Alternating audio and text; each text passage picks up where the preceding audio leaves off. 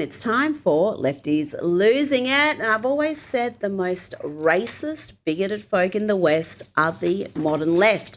They are shameless about it. Their race obsessions are frankly sick. And so much of what they do is projection. They accuse their political opponents of what they themselves are guilty of. And here is another example. Watch these anti-ICE activists call a black agent the N-word after accusing him of ripping people from their families. That kind of energy, like we should rip people apart from their families. Are you a man? Wow. Wow, is that a question? Wow. Okay. How do you feel about ripping people from their families? Does that feel good? I love people. Sir, I need to move. Where'd you put a KKK? Why are you calling a woman a man? I mean, what kind of a guy does that? They used the N-word there at least 3 times, and they seemed extra angry that he asked quite reasonably if the dude in the dress was a man. Apparently misgendering a man pretending to be a woman means you can be called the N-word repeatedly. Let's check in with a male nurse now who seems to be advocating for all sorts of behaviours that would be a breach of the Hippocratic Oath. Remember how much power nurses have in this country? One of our own was just murdered in the street. So, we might be able to stop this somehow. The type of ICU nurse I was cardiac ICU nurse. And I did a lot of time, lots of hours, holding on a groin that wouldn't stop bleeding. Let me tell you what, that femoral artery, the vasculature in the leg, it really bleeds well. Someone could bleed out very quickly from that, probably like a couple of minutes, really. When I tell you these people are nuts, I'm not kidding. Nuts and nasty and with a false sense of moral superiority. I would really suggest to all the healthcare organizations out there that if you have knowingly MAGA employees, that you terminate them. They're not safe people to take care of other people. Yeah, it's the MAGA nurses and doctors that are a threat to patients. What was I saying before about projection? That's all the left have these days, lies and projection. And earlier today, the dude there, Chad, lost his job, thank God. You know, after that vileness, let's have a little fun. This next clip has sent the online left into fits of unbridled rage. I can't imagine why. What could be more delightful than a Nicki Minaj, Scott Percent collab?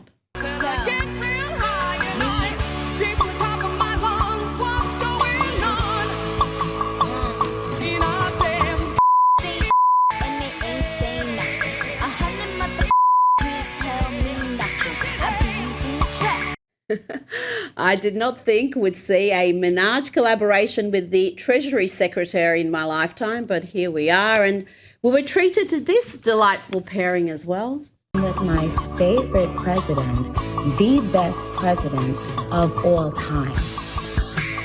And I'm with the Queen of Rap. You know, the president seems much happier in the company of superstar Nicki Minaj than members of the media, including the perpetually miserable CNN anchor Caitlin Collins. Watch this exchange from earlier today.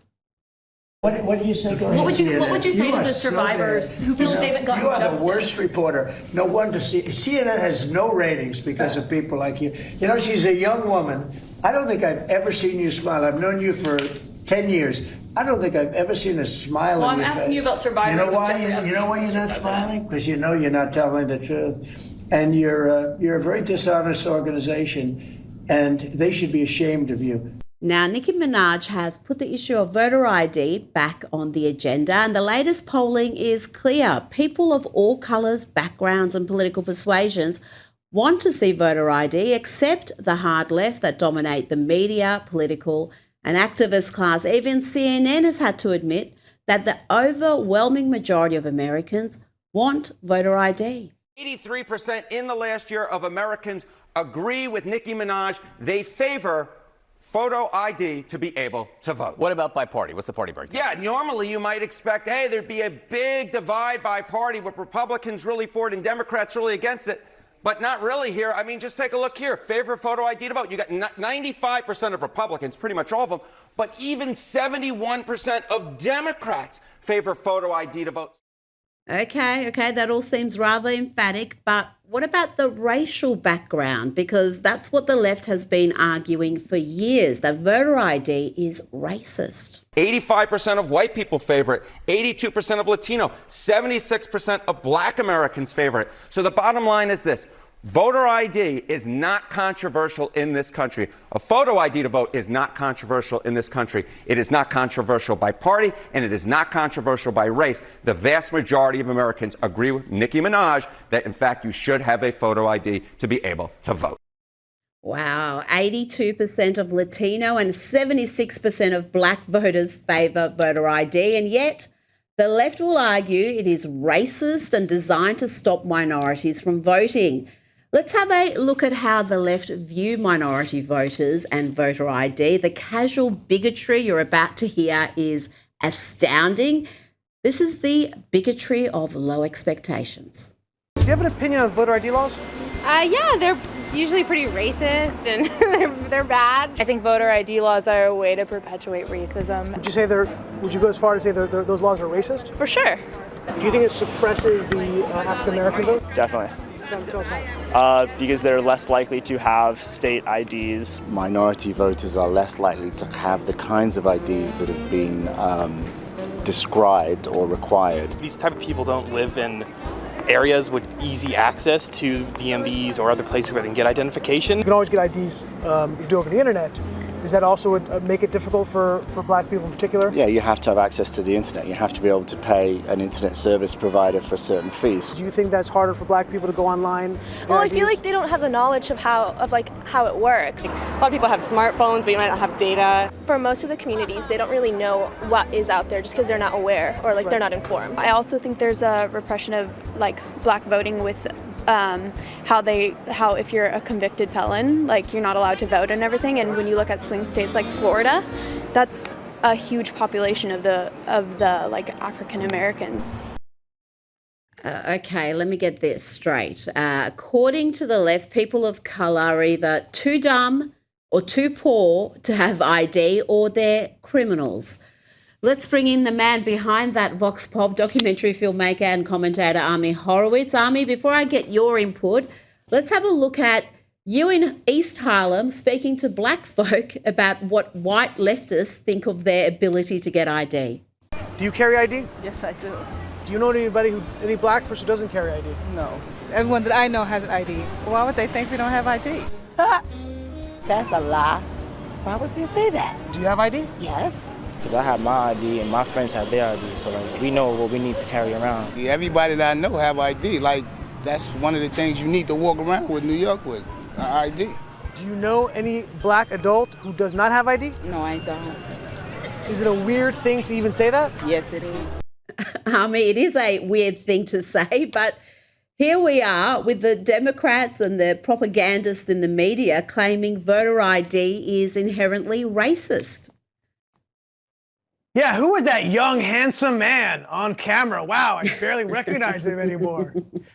Not to pat myself on the back, but that video has over 250 million views, Yeah, well, I guess I will pat myself on the back. What do you want from me? No, that deserves a pat. That deserves a pat. Thank you. A little background on that video. Not only is it crazy how they've made the argument that voter ID is racist, and that's really the argument the left, the entire left, not just the radical left, but the mainstream Democratic left has made.